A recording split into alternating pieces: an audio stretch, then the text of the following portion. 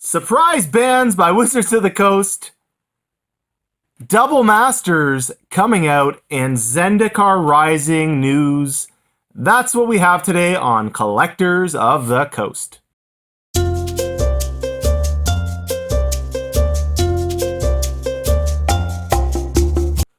Welcome to Collectors of the Coast. I am Cash, and I wanted to do a little talk about a few things going on. One, we did a draw today for a Garrick. What that Garrick was it? Anyways, the Garrick from the promo welcome pack.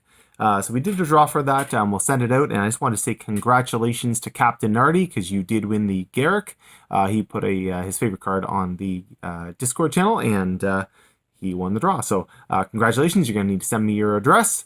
I'll contact you anyways to give me your address. So we are doing a whole bunch of stuff for Double Masters. We will be doing box breaks and all kinds of stuff. If you are looking for a couple packs, contact me.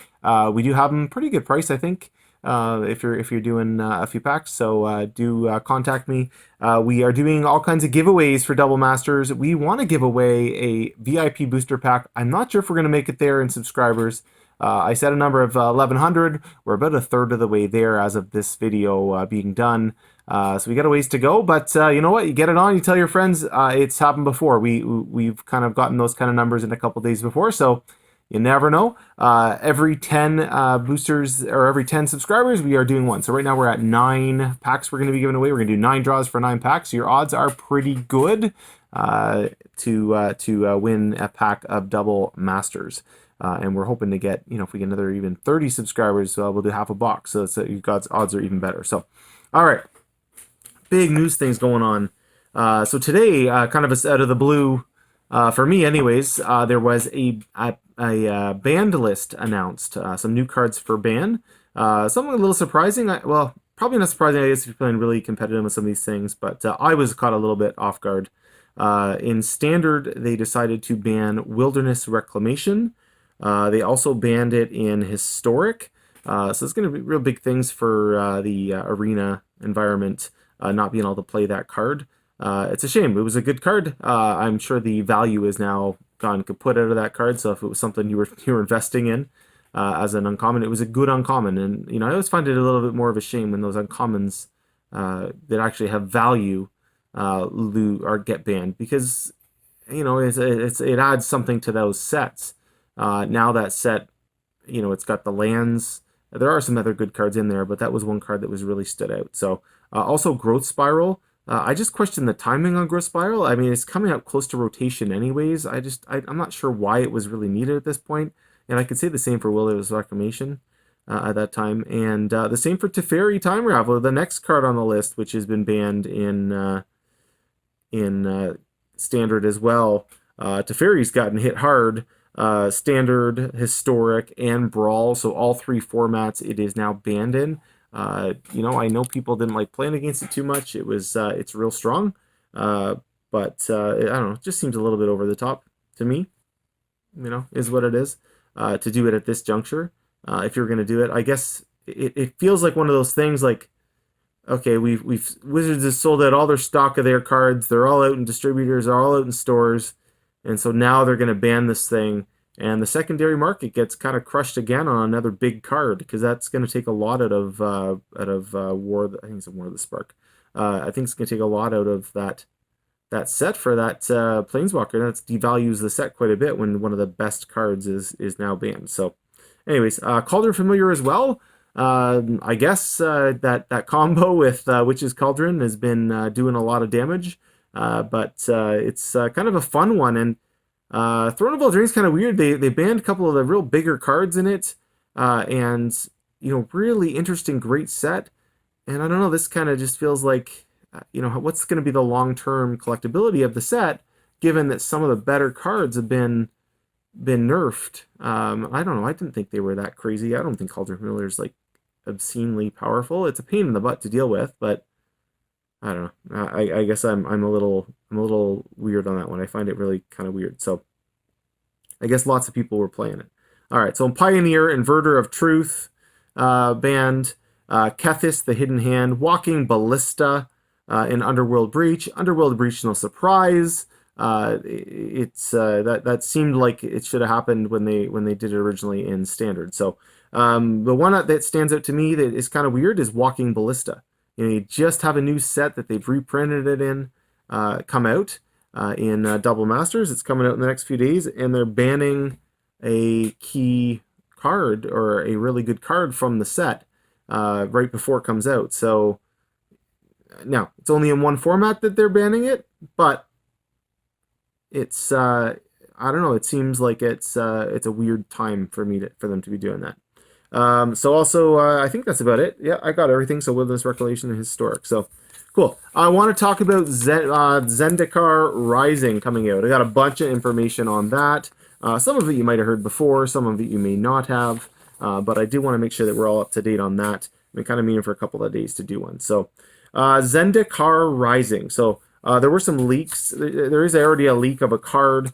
It looks like it's going to be a Nissa card. Some landfall abilities on it, and which is of course no surprise. So right now I think it's just the text that came out on the card, not the actual picture of the card. So you take what you want on it. I'm not going to go through all the abilities of the card. It doesn't matter that much, but it is really interesting in that we're getting that already. Of course, we knew there was a Nissa card coming already. They already told us that. So again, not super interesting. So. A little bit of history on Zendikar. So Zendikar came out 2009, 2010. Of course, Zendikar, the whole set actually, the whole cycle, Zendikar, Worldwake, and Rise of Eldrazi have done pretty well in resales. Those Zendikar boxes are big dollars. So it was supposed to be a world of adventure, and they're trying to claim hidden treasures. So it's like an Indiana Jones kind of world. And then something strange starts happening in Worldwake, and then finally Eldrazi Titans, like Eldrazi, the Aeons Torn, were introduced in the Rise of Eldrazi. So huge, nasty creatures. So the first return to Zendikar was 2015, 2016 with Battle for Zendikar and Oath of the Gatewatch. In those sets, Chandra, Jace, Gideon, and Nissa fought against the Eldrazi Titans. They also formed the Gatewatch, which became really big in the story of Magic the Gathering for quite a while. And even now, that story's still kind of going. So the sets weren't well received at all. The last sets weren't well received at all. It was kind of missing that adventure to it. The actually power of the sets, those two sets, not too great. Battle for Zendikar, still pretty pricey as the boxes. They would be ones that I actually think Battle for Zendikar could be one of those that could be, we could see it, I think, spike. So if you're looking as investing wise, I still think it could go up quite a bit. They're around $250 a box maybe right now, depending. American 200, Canadian around 250, and I still think they could go up quite a bit as an investment. Oath of Gatewatch to me there's just a lot of crap in it. I mean, you have the chase cards, but there's not much else. God. Anyways. So this is the second return to Zendikar, so hopefully this one is more successful in a depth of good cards.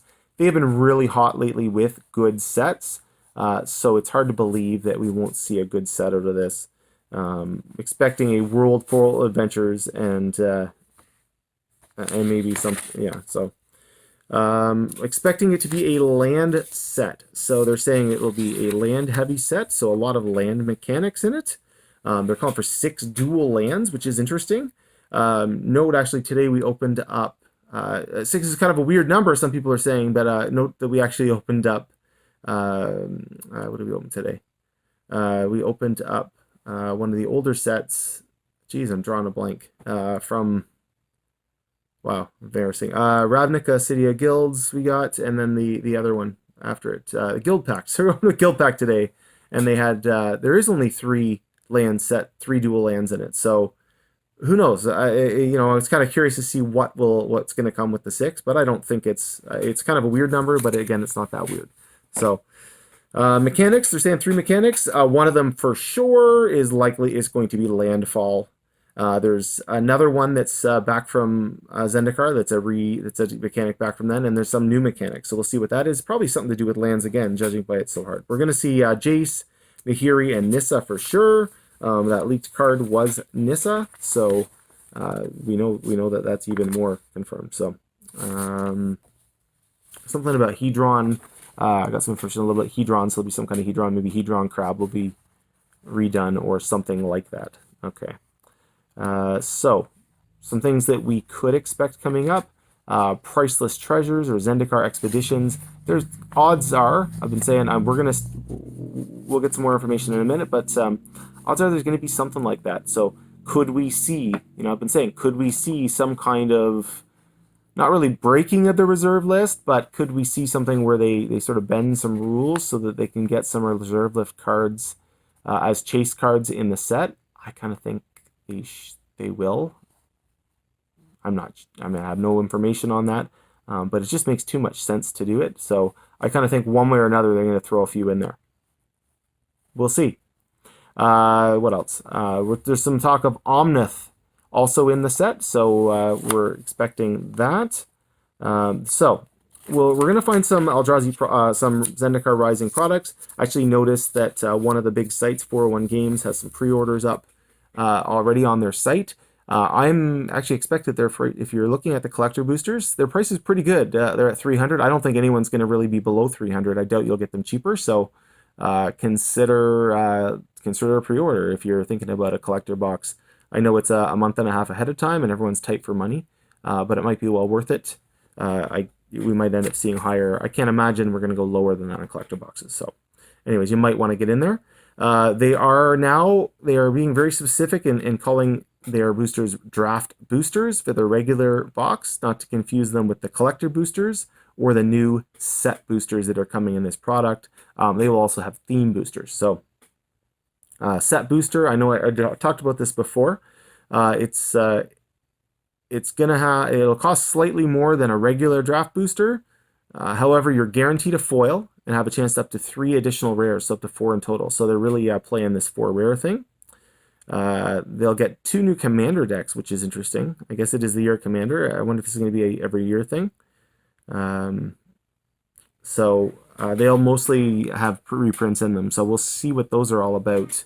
Anyway, we'll see what those are all about. So, important dates to know.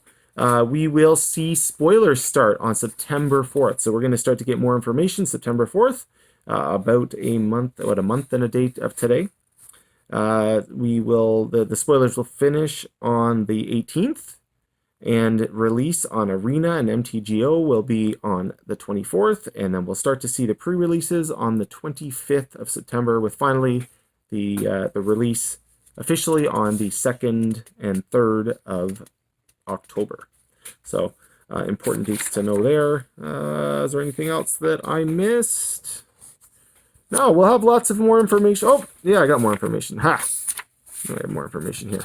I double printed something, and I had some prints and notes and all kinds of stuff going on. So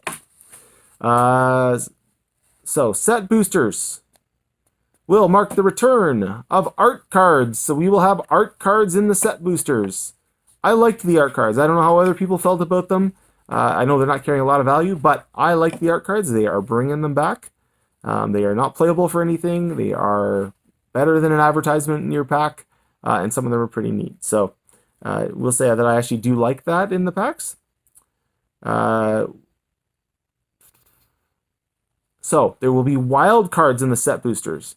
These will only be pulled from one every 4 packs, so this is a chase idea. So maybe this will be the chase thing. Maybe they're not going to do anything else. I feel like there's still more to this.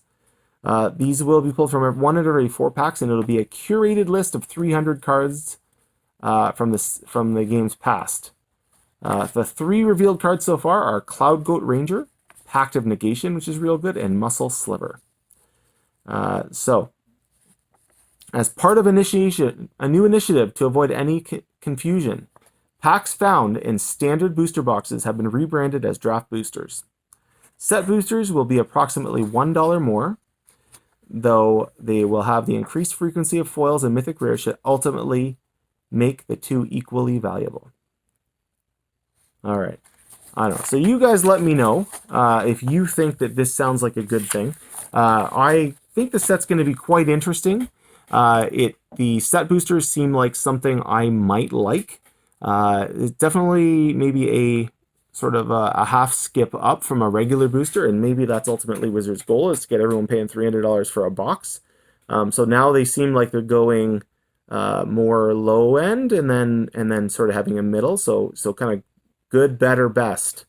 You know, when I used to sell tools, we would have 3 products, and we typically go good, better, best, and we'd offer 3 ranges of pricing, and each one would have a little extra bling on it.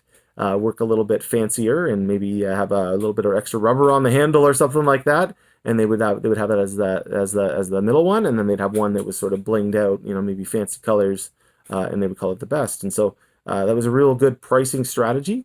And it seems like Magic the Gathering and Wizards of the Coast is really trying to do that, really offer more options. The question I have is there's just a lot of products, so it just seems like, man, this is going to be like, we got a real big set coming out right now. And it's going to be literally less than 2 months, and we have another big set coming out. I would love if they just slowed down a little bit for a while. Just slowed down just a titch. You know, instead of every 6 weeks, I don't mind more sets, but instead of every 6 weeks, let's go every 8 or 9 weeks. You know, put out 5 products a year, maybe 6 products a year, and not the 27 products that are coming out this year, because it's just unbelievable. It's almost exhausting sometimes trying to keep up with everything. So anyways, I hope you enjoyed the video. Good luck in your Double Masters opening. If you're doing stuff with us, we've been hot in our openings in previous sets, so for good or for bad, I hope we pull really big cards. I know I promised one of our patrons that I would pull her a Force of Will, and another one that I would pull her the Alternate Art Mana Crypt. So if we hit those, you're going to be seeing us singing and dancing around here. So everyone have a magical day, and goodbye.